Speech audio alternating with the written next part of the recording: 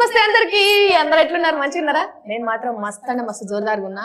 So నేను ఇవాళ వచ్చిన మీ ముందు ఇట్లా కనబడుతున్నా అంటే అందరికి అర్థమైపోయి ఉంటది కదా, ఏదో ఒక ఇంపార్టెంట్ ముచ్చటతోనే మీ అందరి దగ్గరకు వచ్చినా అని. అవును, మనకి ఎట్లా చెప్పాలి, సెంటిమెంట్లతోని వచ్చే సినిమాలకి ఇప్పుడు ఎంత బాగా ఆదరణ ఉన్నది అని అంటే, పల్లెటూరు బ్యాక్గ్రౌండే కావచ్చు, ఫ్యామిలీ రిలేషన్సే కావచ్చు, ఇట్లాంటి సినిమాలకి ఇప్పుడు జనాలు మస్తుగా ఆదరిస్తున్నారు కదా. సో అటువంటి ఒక మంచి సినిమాతోని, మంచి సినిమా టీమ్ తోని మీ ముందుకు వచ్చిన. ఇక మనం ఏ మాత్రం ఆలస్యం చేయకుండా అసలు ఆ సినిమా ఏంది, ఆ సినిమాలో ఉన్న మనుషులు ఏంది, దాని కథ ఏంది, దాని కామావిచ్చేది మొత్తం అంతా కూడా తెలుసుకుందాం, సరేనా? సో అసలు మిమ్మల్ని హాయ్ పృథ్వీ అన్న, హాయ్ ధనరాజ్ అన్న, హాయ్ శివన్న. అసలు మిమ్మల్ని నేను ఇట్లా పిలిచేదానికంటే, ఈ సినిమా రిలీజ్ అయిన తర్వాత రామం రాఘవం, ఈ సినిమా రిలీజ్ అయిన తర్వాత మీరు ఎక్కడ కనిపించినా మిమ్మల్ని రాఘవను రామమను ఇట్లనే పిలుస్తారేమో కదా. నన్ను రాఘవాన్ని పిలుస్తారు, సముద్రగని గారిని రామం అని పిలుస్తారు. అంటే నేను ఇంకా క్యారెక్టర్లు రివీల్ చేయలేదు కాబట్టి అని చెప్పేసి రామమను రాఘవను. అయితే ఇందాక చూస్తున్నాను, ప్రతి యాంకర్ ఫస్ట్ ఎవరున్నారో మీకు సర్ప్రైజ్ అవన్నీ చెప్తుంటారు కదా. పోస్టర్లో ఆల్రెడీ నేను ఉన్నాను కదా వెనకాల, అది గెస్సుకోవట్లేదు. Thank you. First of all నేనేమనుకున్నా అంటే నన్ను చెప్పని అంటే పోస్టర్ కంటే ఎక్కువ నా మీదనే ఫోకస్ ఉంటదేమో కెమెరా. లేదు, వాళ్ళు బాగా పోస్టర్ కూడా చూస్తారు, అంటేనే ఇక్కడ పెట్టుకున్నాం. అయితే ఫస్ట్ ఆఫ్ ఆల్ ఏంటంటే, చాలా అరుదు నువ్వు ఇంటర్వ్యూ చేయడం. అడగగానే డెఫినెట్గా నేను ఈ సినిమాని ఎంకరేజ్ చేయడానికి నేను వస్తానని మాకన్నా ముందే వచ్చి ప్రిపేర్ అయ్యి ఇంటర్వ్యూ చేస్తున్నందుకు ఫస్ట్ ఇది కృతజ్ఞతలు అనేది చాలా చిన్న విషయం అవుతుంది కాబట్టి నేనేం చెప్పట్లా. సరే, అయితే మరి బోటికూర ఎప్పుడు? బోటికూర, ఇది బోటికూర సినిమా కాదమ్మా, ఇది రామరాగం సినిమా. అంటే మీరు కృతజ్ఞత అనేది పెద్ద పెద్ద మాట మాట్లాడుతున్నారు. ఈ ఇంటర్వ్యూ బాగా సక్సెస్ అయ్యి వైరల్ అయింది అనుకో, నీకు ఇష్టమైన బోటికూర నేనే వండుతా, మేకకాలు నేనే వండుతా, మొన్న కీమా వండి పంపించినట్టు పంపిస్తా, మళ్ళీ నీకు ఉప్పు చేప అన్ని వండి అన్ని పంపిస్తా. అసలు మీకు తెలియదన్న వంట ఎంత అద్భుతంగా చేస్తారంటే అంత అద్భుతంగా చేస్తారు. యాక్చువల్లీ తను మా ఇంటికి వచ్చినప్పుడు, రామం రాగంలోకి వెళ్ళే ముందు తను వచ్చినప్పుడు తనకి చాపేసి ఇంట్లో కూర్చోబెట్టి అన్ని కూరలు అలా పెడితే తను ఒక మాట అంది, నాకు చాలా చాలా హ్యాపీ అనిపించింది. తృప్తి ఎప్పుడంటే వండేటప్పుడు కాదు, అది తినేటప్పుడు. ఏమందంటే, రాకేష్ నా సొంత తమ్ముళ్ళలాగా, తను నా మరదల్లాగా. బావగారు, నేను కడుపుతో ఉన్నప్పుడు నాకు ఇలా వండి పెట్టి అన్ని తినిపించే వాళ్ళు ఉండాలి అని అనిపించేది. ఈరోజు అది ఫీల్ అవుతున్నాను. అంటే ఇంటికి వెళ్ళినప్పుడు నాకు ఆ ఫీల్ వచ్చింది అనమాట. ప్రెగ్నెన్సీతో ఉన్నప్పుడు నేను అట్లా తినాలనుకుంటుండే, పాప మా ఆయన వండి పెట్టేటోడు కానీ ఈ నాన్ వెజ్ టచ్ ఉండదు ఆయన దగ్గర. సో ఇంటికి పిలవగానే నీకు ఏది ఇష్టము అని చెప్పేసి ఇంటికి వెళ్ళంగానే అవి అట్లా ఉండగానే నాకు అక్కడనే ఆత్మతృప్తి అంటారు కదా. Food discussion. అంటే ఈ సినిమాలో మనం మీరు వంట వండిండ్రా బాబు గారు? ఈ సినిమాలో వంట ఎక్కడమ్మా, ఈయన వంట వండేది కదని దాన్ని వడ్డించారు. అంటే జనాలు తిని తృప్తిగా ఉంటుంది అంటారు డెఫినెట్లీ. కానీ డబ్బులు మాత్రం ఈయన ఇచ్చారు వండడానికి. మంచిగా వడ్డించారు చక్కగా. అవును, అంటే ఎంత మంచిగా వండినా వడ్డీయడం కూడా ప్రేమతో వడ్డించకపోతే తినేటోళ్ళకి అది కడుపు నిండదు. సో వంటకేలు వచ్చింది ఈ ముచ్చట కాబట్టి రామం రాఘవం మనం ఇంక ఈ సినిమాలోకి వెళ్ళిపోదాం. ఎందుకంటే తిండి గురించి కడుపు నిండిన తర్వాత మాట్లాడుకునే మాట ఇంకా హ్యాపీ ఉంటది కదా. సో ఈ సినిమాకి బేసిక్ గా మీరు తండ్రి, మీరు ఇంటి అమ్మ, తండ్రి, తల్లి, కొడుకు.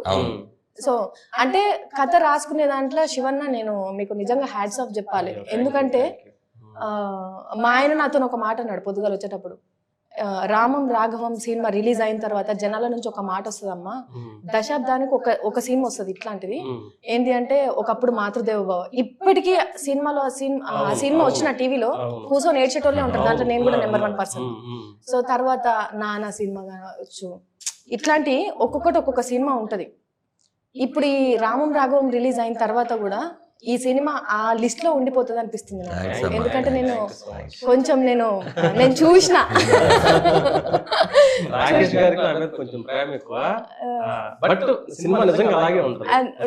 నేనైతే నిజంగా ఫీల్ అయినా. దట్టు మీరు రీసెంట్ గా తీసిన విమానం సినిమా, అది కూడా తండ్రి కొడుకులేదు. అంటే మీరు ఫాదర్ ఎమోషన్ తోనే సినిమాలు తీసుకునే దాంట్లో మీ ఫాదర్ ఎమోషన్ ఏమైనా ఉంటుందా?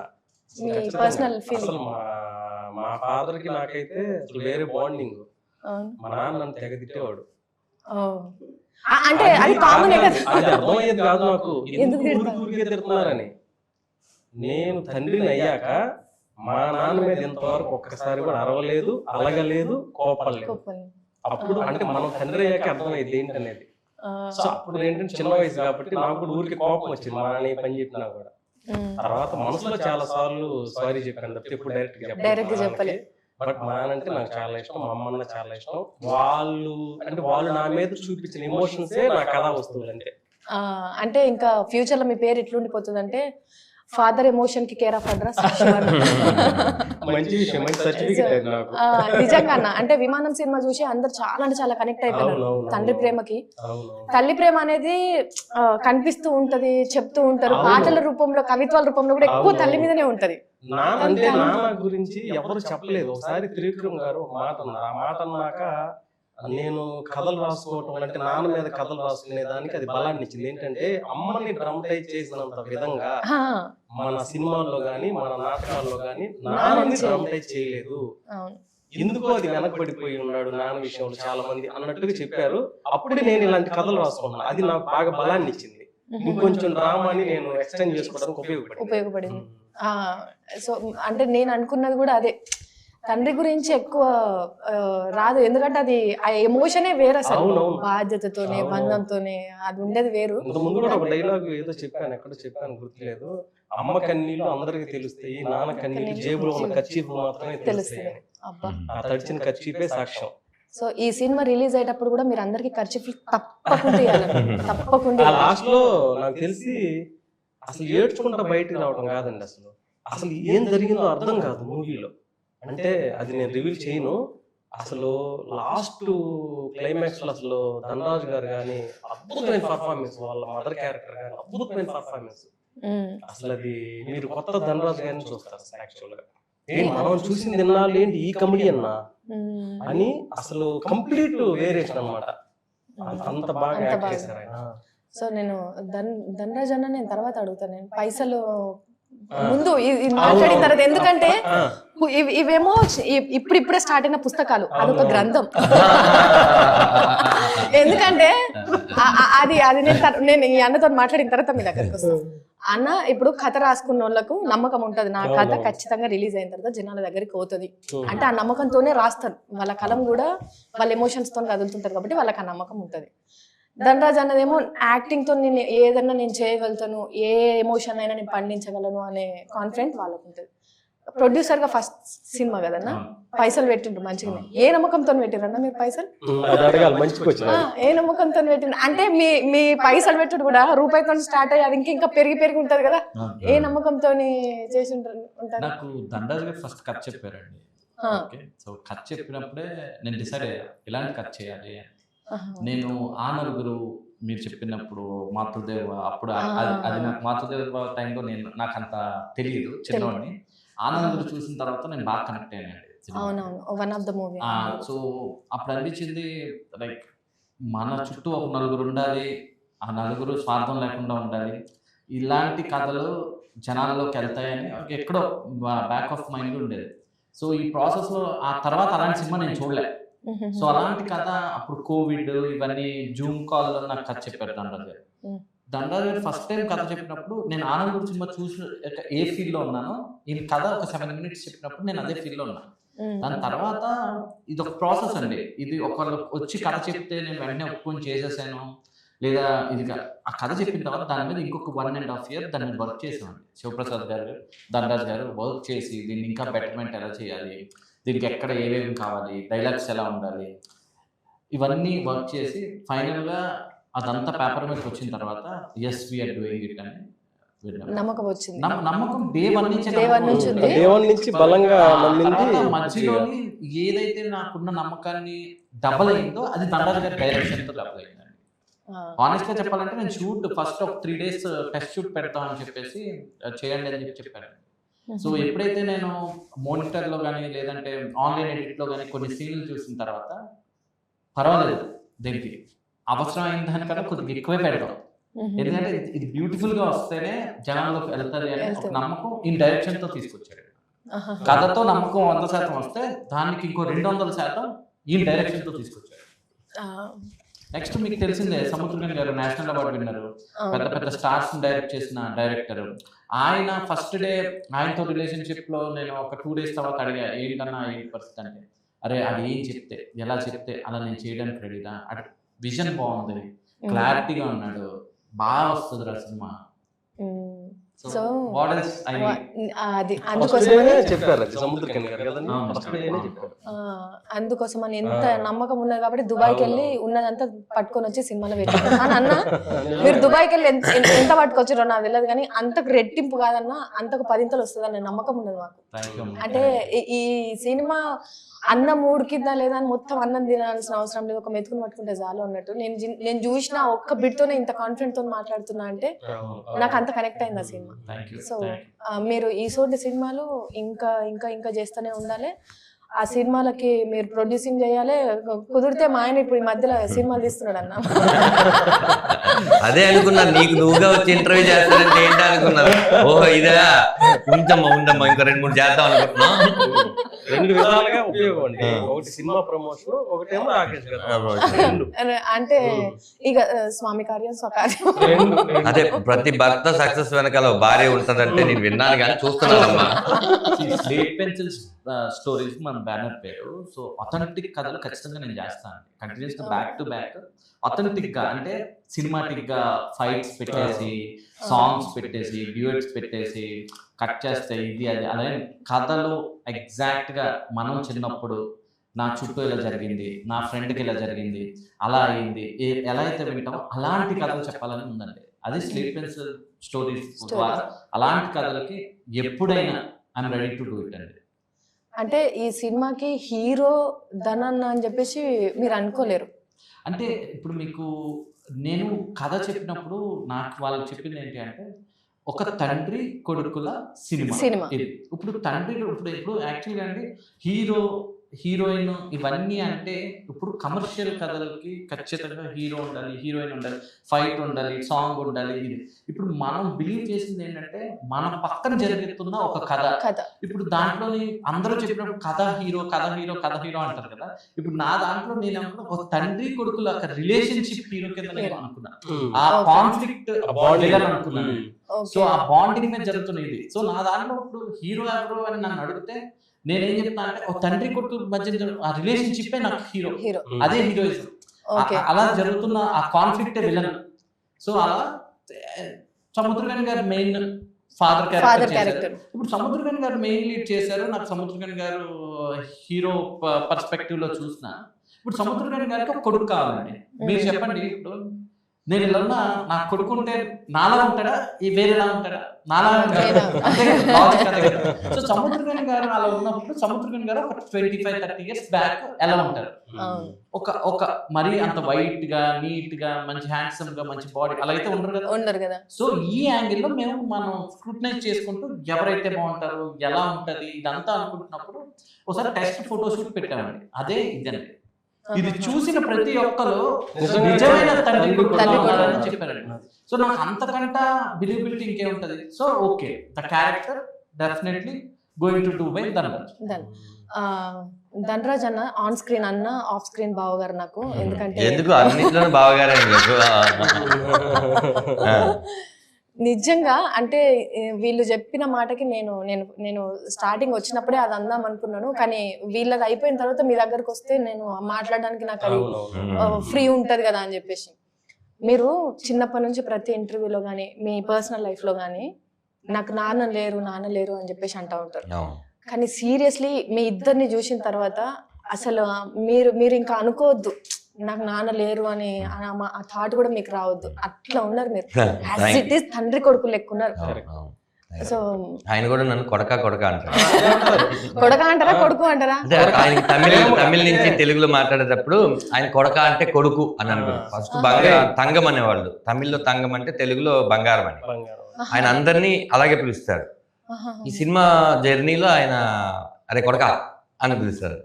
మా అమ్మ క్యారెక్టర్ చేసిన ప్రమోద్ గారు కూడా నాకు ఫోన్ చేసినప్పుడు చెప్పు కొడుక అంటది.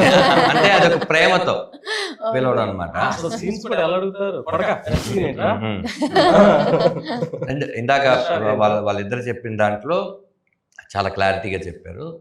ఈ సినిమాలో తన క్లారిటీ తనకుంది, కథ ఇచ్చిన ఆయన క్లారిటీ. దీన్ని నేను కొంచెం కొనసాగింపుగా చెప్పేది ఏంటంటే, ఒక అమలాపురం అనే ఒక ఊరిలో ఒక ఇంట్లో ఒక దశరథ రామం లాంటి ఒక తండ్రి, ఒక బలాదూరుగా తిరుగుతున్న ఒక రాఘవ, వాళ్ళిద్దరి మధ్య ఏం చేయాలని తల్లడిల్లిపోతున్న ఒక తల్లి ప్రమోదిని గారు. ఈ అమలాపురాన్ని తీసుకొని వచ్చి, ఈ కుటుంబాన్ని తీసుకొని వచ్చి నేను వెండి తెర మీద పెట్టాను. అది మా సినిమా. ఓకే, ఇప్పుడు కొడుకు క్యారెక్టర్ హీరోనా, తండ్రి క్యారెక్టర్ హీరోనా, ఈ కథ హీరోనా, ఇవన్నీ కాదు. ఇది పాత్రలతో కూడినటువంటి కథ. ఇందులో ఏ సీన్కి ఆ క్యారెక్టర్ నాకు హీరోనే. ఇందులో హరీష్ ఉత్తమన్ గారు ఉన్నారు, ఆయన వచ్చి ప్లే చేస్తారు. Is wonderful actor. ఈ సినిమాలో నమ్మి నాకు గెడ్డం కావాలంటే, చాలా సినిమాల్లో ఆయన గెడ్డం ఉండదు.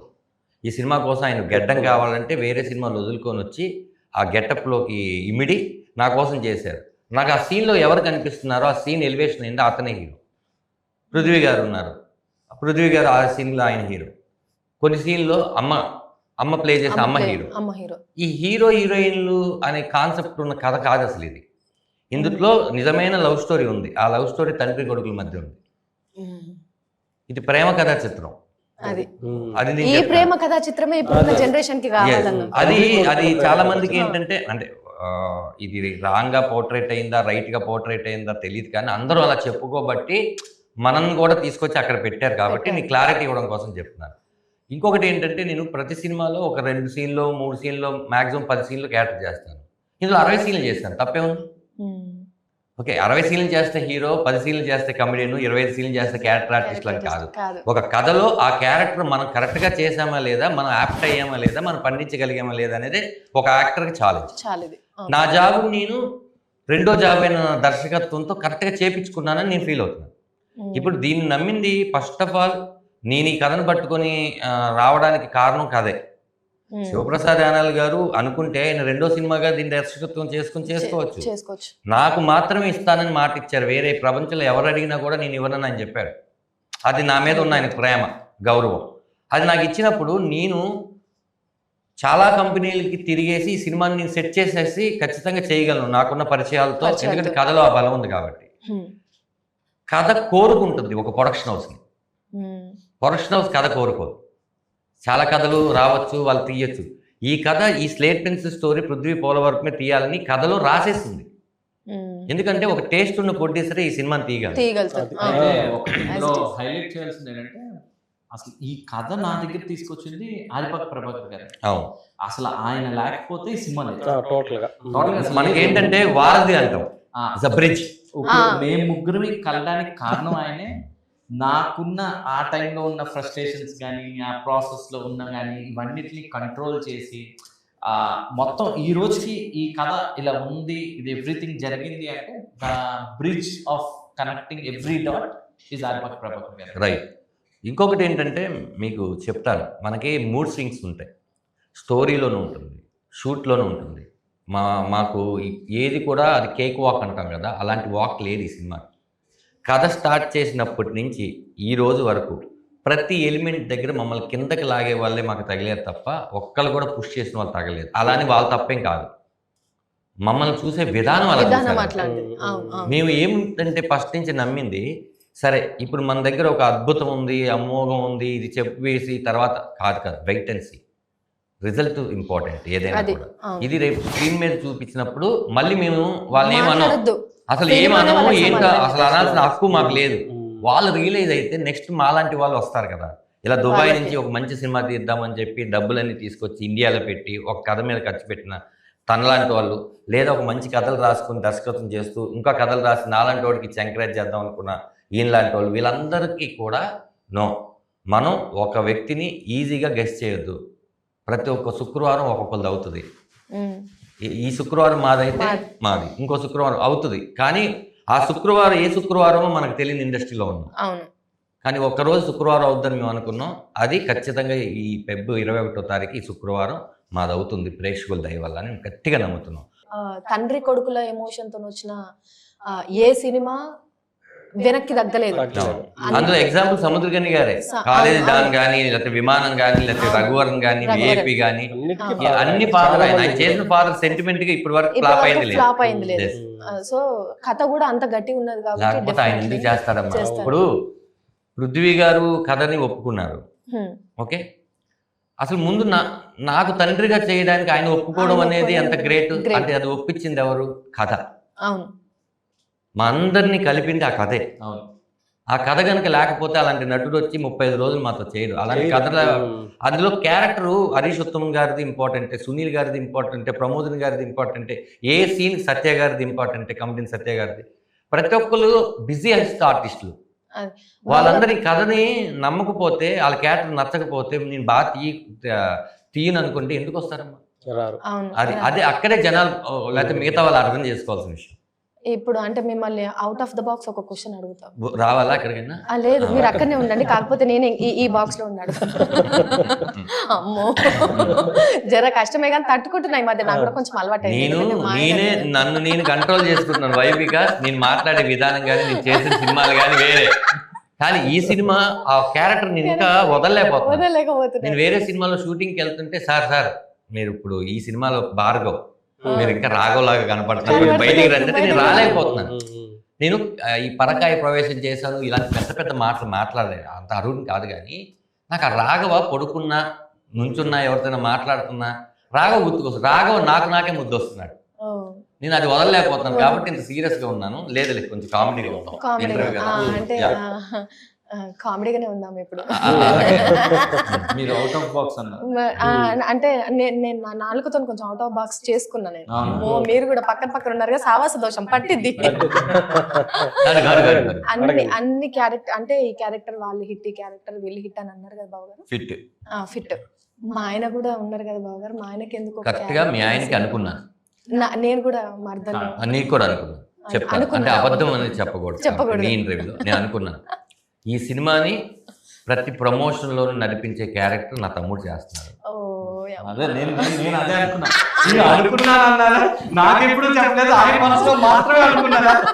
అడగగానే వచ్చి నీ టైం ని, నీకున్న చిన్న ఖ్యాతి పాపని కూడా చూసుకునే టైం ని మా కోసం ఇచ్చే క్యారెక్టర్ నీకు ఇచ్చారు. ఇంతకు మించింది ఏముంది? సినిమాలో చేస్తే ఒక సీనే, సినిమాలో చూపేది సినిమా అంతా మంది. అవును, చాలు. ఈ ఒక్క మాటతో ఇంకెక్కువసేపు కూర్చోవాలి. సినిమాలో హీరోగా చేసేటప్పుడన్నా మీకు లీడ్ క్యారెక్టర్స్ చేసేటప్పుడు ఎప్పుడైనా అంటే ఈ మన ఇండస్ట్రీలో మీలాంటి కమెడియన్ చాలా యూనిక్. మీరు చాలా అంటే చాలా యూనిక్. అంటే ఒక మాస్టర్ పీస్ అంటారు కదా, అట్లాంటి మాస్టర్ పీస్ మీరు. మేక నవ్వు లాగా ఉంటుందని. అవును, మా ఆయన కూడా నవ్వు. యాక్చువల్లీ నాకన్నా ఒక ఫంక్షన్ లో 2 విషయాలు చెప్తాను. ఒకసారి వెన్నెల కిషోర్ నాకు ఫోన్ చేసి, డార్లింగ్ నేను ఒక సినిమాలో నీ నవ్వును వాడుకుంటున్నాను, పర్మిషన్ ఇస్తావా అన్న. అంతకని యూనిక్ క్యారెక్టర్ ఉంటుంది. నన్ను అలా అన్న తర్వాత అవునా నా నవ్వు అంత వెరైటీ అనుకుంటాను. ఆ తర్వాత మీ ఆయన పరిచయం కాకముందు నా తమ్ముడు నా సినిమా ప్రీ రిలీజ్ ఈవెంట్కి పర్ఫార్మెన్స్ చేయాలి ఏదో ఒకటి అంటే, ఎందుకంటే మిమిక్రీ ఆర్టిస్టు, వెంట్రుకాలిజం చాలా బాగా చేస్తారు. వెళ్ళి నన్ను ఇమిటేట్ చేస్తే అక్కడ హీరో నాని గారు అన్నారు, ఇంకా దండరాజ్ అవసరం లేదు మనకి, రాకేష్ ఉన్నాడు సరిపోద్ది, ఎందుకంటే దండరాజ్ చేస్తుందంటే రాకేష్ చేస్తాడు అని. నా నవ్వును కానీ నా నడకను కానీ ప్రతిదీ ఇమిటేట్ చేయగలిగి పర్ఫెక్ట్గా చేయగలిగింది ఎవరెంత ఉన్నారో రాకేష్ అన్నమాట.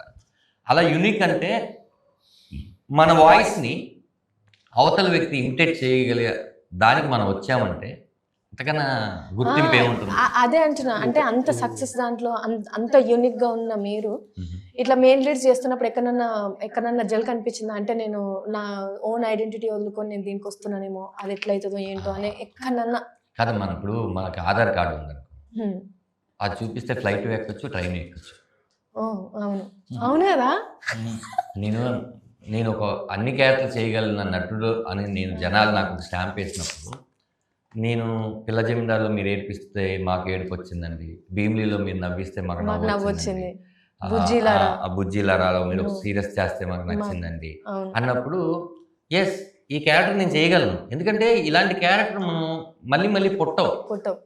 మనకి ఇంటికి వెళ్ళిన తర్వాత కొన్ని షీల్డ్స్ ఉంటాయి. ఇప్పుడైతే అవార్డ్ ఫంక్షన్ చేసి షీల్డ్స్ ఇవ్వట్లేదు, కానీ వెళ్ళి కూర్చున్నప్పుడల్లా నేను రాజుగారి గారి షీల్ చూసినప్పుడు, పరుగు సినిమా షీల్ చూసినప్పుడు, ఇట్లా కొన్ని సినిమా షీల్ చూసినప్పుడు ఆ రోజులు మళ్ళీ రావు కదా షీల్డ్స్ అని అనుకుంటాను. అలా రేపు నా కొడుకులు పెద్దవాళ్ళు అవుతారు, అయిన తర్వాత మీ నాన్న ఏమేమి సినిమాలు చేశారంటే వన్ ఆఫ్ ద లిస్ట్లో ఈ సినిమా ఉంటుంది. ఫస్ట్ ఉంటుంది. ఎస్, అంటే నేను కథ చెప్పినప్పుడు ధనరాజు గారు అన్న ఇదే డైలాగ్, ఈ పాత్ర అంటే కొడుకు పాత్ర ఎందుకు చేయాలనుకుంటున్నారండి అన్న.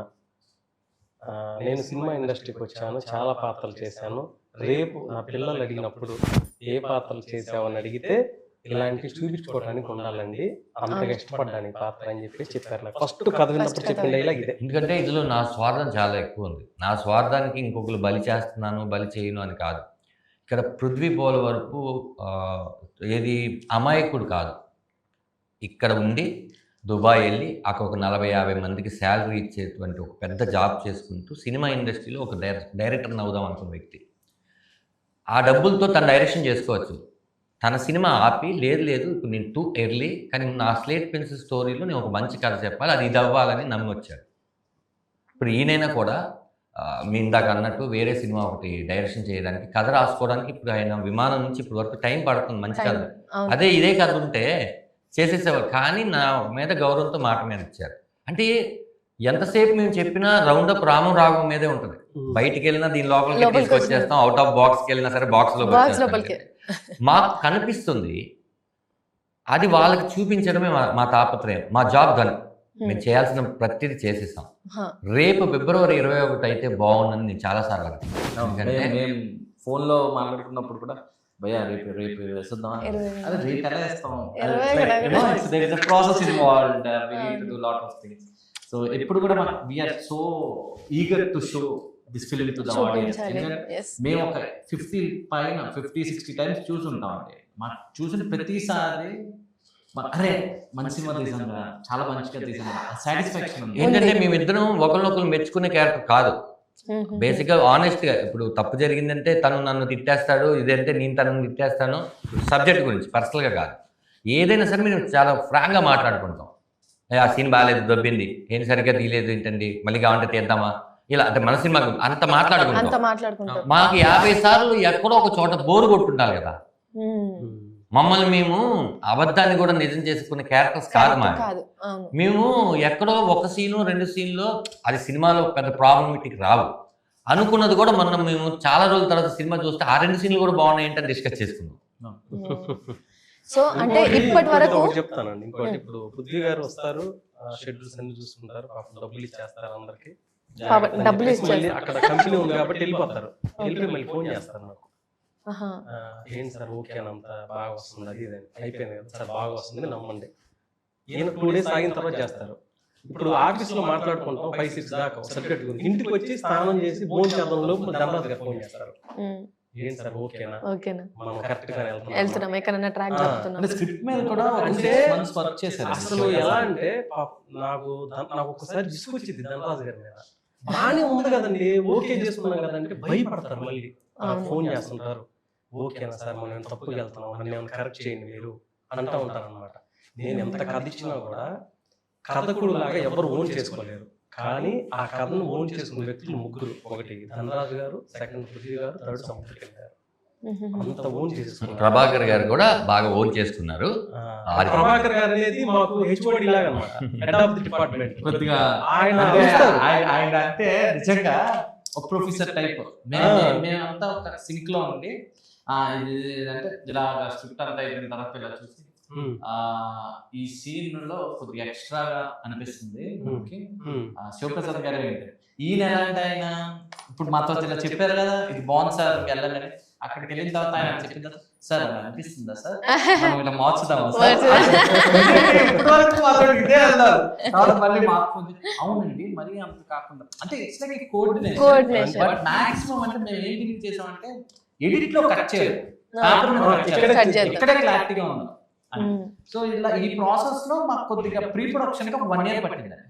ఆహాహా. సో శివప్రసాద్ గారిని కూడా బాగా ఇబ్బంది పెట్టాం పాపం. ఆయన సినిమా ఇబ్బంది రెండో పెట్టాం. సినిమా అవును, అంతే కదా. అది పోస్ట్ ప్రొడక్షన్ లో ఉంది విమానం. ఓ. సో అది అయిన తర్వాత ఇప్పుడు ఈ 1 year గ్యాప్ లేకపోతే ఈ పాటికి ఆయన ఇంకో సినిమా వచ్చేది. అవును, so it's all not like నేను వచ్చాను వర్క్ చేశానని కాదు కదా, it's sacrifice of many other things. అవును అవును. సో అలా ఈయన టైము తర్వాత ధనరాజ్ గారు 2 years నుంచి వేరే మూవీస్ ఏమీ ఒప్పుకోకుండా దీన్నే బిలీవ్ చేసి Believe ఈ చేసి. క్యారెక్టర్ నే బిలీవ్ చేసి, so it's all like team efforts, not like ఒక మనిషి వస్తే ఈ సినిమా అయిపోయింది అని కానీ నేను అస్సలు believe చేయను. ఈ రోజుకి ఈ టీమ్ లో మీరు యాడ్ అయ్యారు, ఇప్పుడు ప్రెస్ యాడ్ అయ్యింది, శివన్న, చాలా మంది మీరందరూ ఉంటేనే ఇది బయటకి బాగా వెళ్తారు. అవును, అవును. మంచి కథ చేసాం, దీన్ని మంచిగా బయటకు వెళ్తే పీపుల్ విల్ డెఫినెట్లీ ఎంకరేజ్. నేను ఇప్పుడు ఇంకొక ఇలాంటి సినిమాలకి ఎవరైనా నాకు వచ్చి కథ చెప్తే నేను చేస్తా అని చెప్పే ఇది ఉంటుంది. ధైర్యం. అవును. ఒకసారి ధనరాజ్ గారు అన్నారు, పృథ్వీ ఈ సినిమా ఆడాలి, ఆడితేనే ఇలాంటి కథలు రాసే పెన్ లో ఇంకో ఉంటది, లేదంటే వాళ్ళు పెన్ పారేస్తారు, అలాంటి కథలు రాయరు, ఖచ్చితంగా దీన్ని గట్టిగా పుష్ చేద్దాం అని. కరెక్ట్. అంటే మీరు పూజ చేయాల్సింది లేదు, ఎందుకంటే ఇది ఒక్కసారి జనాలకు ఆ ఫ్లేవర్ అర్థమైతే వాళ్ళే తీసుకోవాలి. అదేనమ్మా వాళ్ళే మా అందరి నమ్మకం ఏంటంటే మేము జనాల్నే నమ్మాము. అంతే. కానీ మేము finally నమ్మింది ఒకటన్నా? మీ మీడియాని, ఆ, జనాల్ని, ఈ ఇద్దరిని మేము నమ్మాం. ఎందుకంటే మీరు నిజంగానే మా సినిమాకి ఆరిపాక ప్రభాకర్ గారు ఎలాగ వారదో ఉమ్, మీ మీడియా అనేది మంచి సినిమాని మీ భుజాల మీద ఎత్తుకొని మోసి హ. చాలా నేను చూశాను. నేను మా ఆయనకి మా సినిమా రిలీజ్ అయ్యేటప్పుడు నేను మా ఆయనకు ఒక మాట చెప్పినాను, భూమిని నమ్ముకున్న ఆయన గానీ జనాలను నమ్ముకున్న ఆయన గానీ నష్టపోరు. కరెక్ట్. ఖచ్చితంగా ఇయ్యాల నీకు భూమి లేదని వేస్తే నీకు లాస్ వస్తుందేమో కానీ డెఫినెట్లీ దానికి ఇంకా అవును, పెరుగుతుంది ఇయర్ అయిన తర్వాత. ఖచ్చితంగా. అవునవును. సో మీరు జనాలను నమ్ముకున్నారు కదా, ఆ జనాలే మిమ్మల్ని తీసుకొని పోతారు అంతే, definitely. వాళ్ళు మోసం చేయరని ఒక నమ్మకం. అంటే అంతే. హా, హా. Last ఇంకొకటి గా- ఇప్పటి వరకు ఫాదర్ సెంటిమెంట్ తో మస్తు సినిమాలు వచ్చినాయి, రైట్. చాలా సినిమాలు వచ్చినాయి. ఆ సినిమాలకి రామం రాఘవంకి డిఫరెన్స్ ఏంది, ఎందుకు రామం రాఘవం వచ్చి జనాలు చూడాలి అంటే మీరు ఏం చెప్తారు? అది ఒక డైరెక్టర్ గారే చెప్పాలి, మీరు చెప్పండి. అంటే ఆయన కూడా చెప్పొచ్చు, చెప్తారు కానీ అంటే ఎవరో ఒకరు చెప్పండి అయ్యా.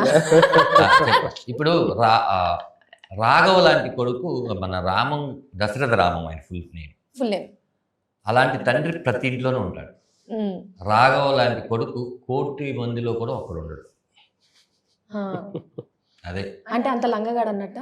అంటే అలా మీరు అన్న కథను రివీల్ చేయకండి. ఆగండి సార్, అలాంటి లంగా కాడని మీరు అడిగారు కదా, మామూలుగా ఆ ఓడి వాడచ్చా లేదా నాకు తెలీదు. వాళ్ళు కట్ చేస్తారు.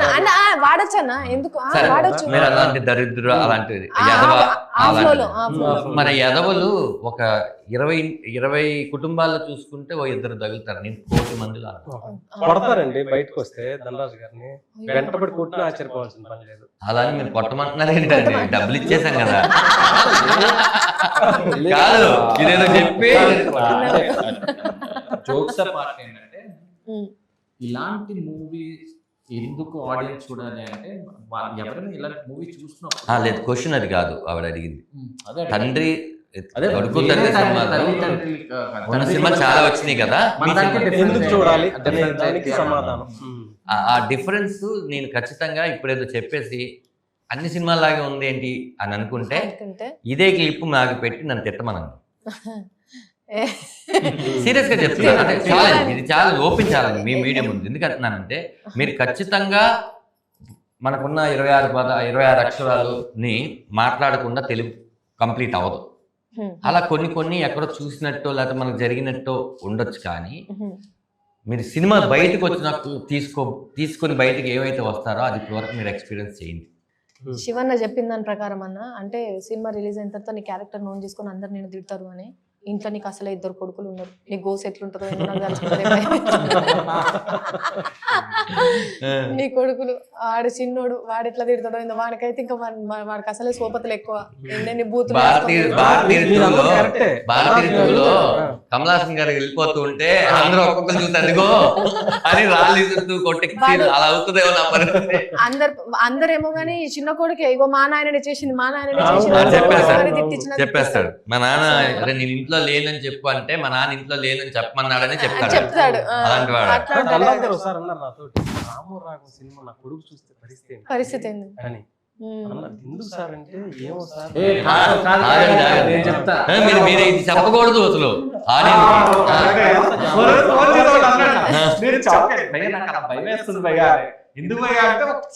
ఆ క్యారెక్టర్ లాగా బిహేవ్ చేస్తుంది.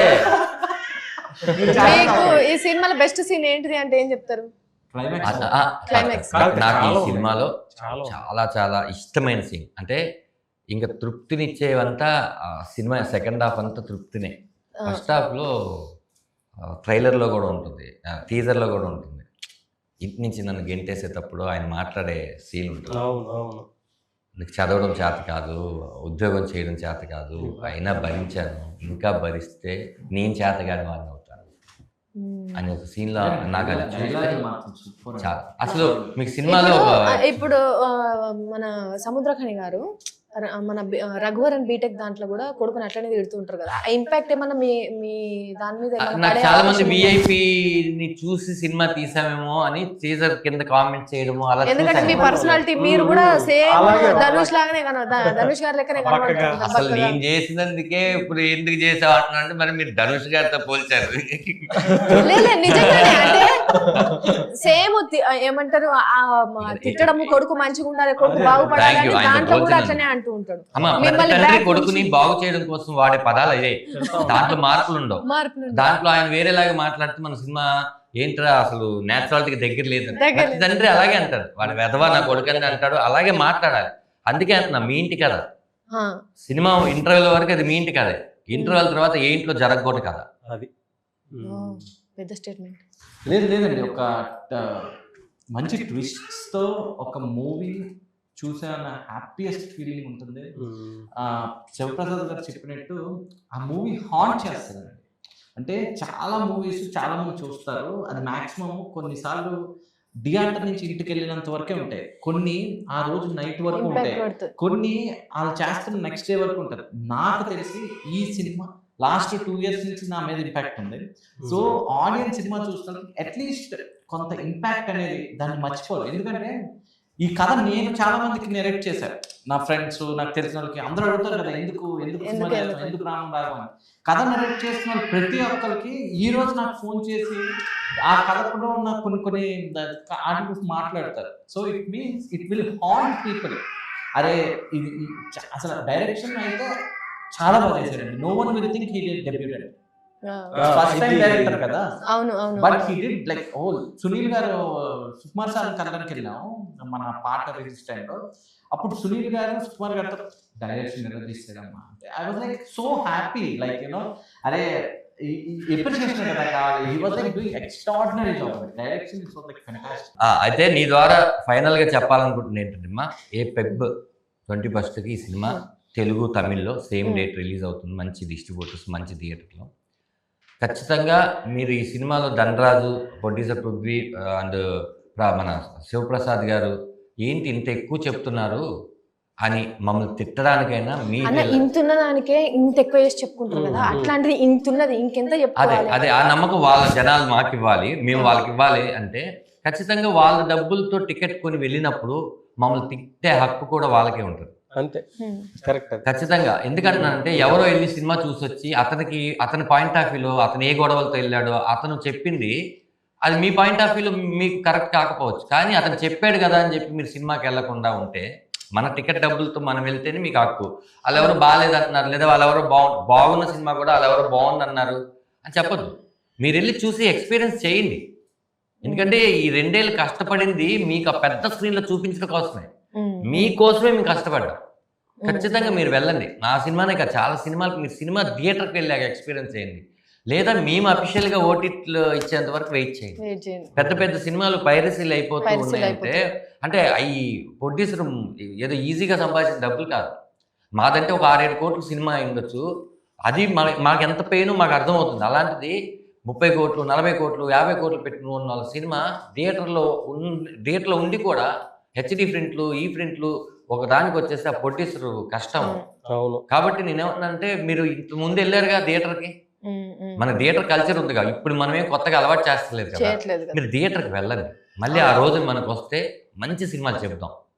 సినిమా అనేది మన పార్ట్, అది మన జీవితంలో అది సినిమా కూడా ఒకటి ఉంది, దాన్ని మర్చిపోవద్దని ప్రేక్షకులు రిక్వెస్ట్ చేస్తాను. చూసిండ్రు కదా, ధనరాజ్ గారు ఫస్ట్ టైం డైరెక్షన్ చేసి ఒక మంచి సినిమాని 100కి 1000% మీ అందరికీ నేను మంచి సినిమా ఇస్తున్నా అనే కాన్ఫిడెంట్తో ఉన్నారు. ఇక ప్రొడ్యూస్ అన్న గురించి చెప్పాల్సిన అవసరం లేదు, ఎందుకంటే కొత్తగా లగ్గం చేసుకున్నాడు, సంవత్సరం బిడ్డ ఉన్నది, అయినా కూడా ఆ బిడ్డ గురించి ఆలోచించకుండా సినిమా మీద పెట్టిండు. ఏ నమ్మకంతో పెట్టిండు అంటే ఈ సినిమా రిలీజ్ అయిన తర్వాత మీకే అర్థమవుతుంది.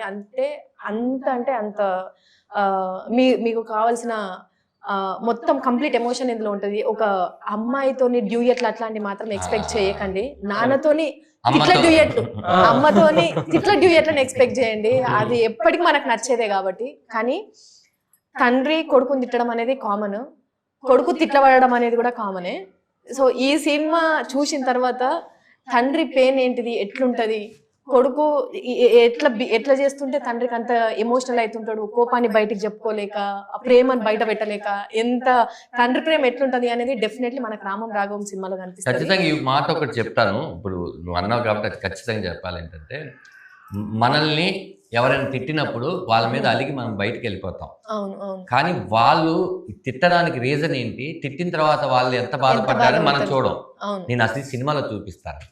కాబట్టి మీరు ఎవరైనా మీ నాన్నగారు తిట్టినా, మీ అమ్మగారు తిట్టినా, మీరు బయటకు వచ్చినప్పుడు లోపల ఏం జరుగుంటుంది అనేది మీరు సముద్రకని గారిలో చూసి, ఓహో మా నాన్నగారు కూడా ఇలాగే చేస్తుంటారని మీకు అర్థం అవుతుంది. డెఫినెట్లీ క్యారెక్టర్లను మనం స్క్రీన్ మీద చూస్తే కూడా అదేదో మనం సినిమాలో చూస్తున్న క్యారెక్టర్ లాగా అనిపించదు. ఖచ్చితంగా మన ఇంట్లో జరుగుతున్న మన నాన్ననే, మన అన్ననే, మా తమ్ముడు ఇగో ఇట్లనే జరుగుతున్నది అనే ఫ్లోకే వెళ్ళిపోతారు.